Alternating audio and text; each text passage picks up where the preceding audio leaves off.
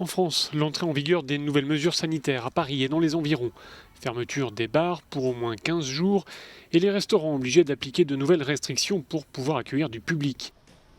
Les autorités s'inquiètent notamment de la progression de l'épidémie chez les jeunes, d'où cette décision de limiter la présence physique, notamment dans les universités parisiennes. Vous pouvez accéder. Merci, bonne journée. Bonne journée. En Italie, les autorités envisagent de rendre le port du masque obligatoire partout à l'extérieur. Certaines régions ont déjà adopté cette mesure face à la hausse du nombre de contaminations depuis plusieurs semaines. Lors d'une audition devant une commission parlementaire, le ministre italien de la Santé a souligné la gravité de la situation.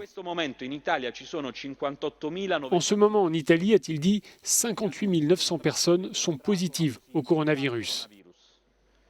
Le 6 août, il y a 2 mois, les personnes positives étaient 12 600.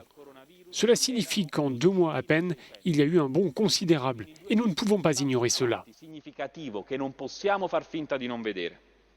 Par ailleurs, on a appris ce mardi que le président de la Ligue italienne de football avait été testé positif et donc placé à l'isolement.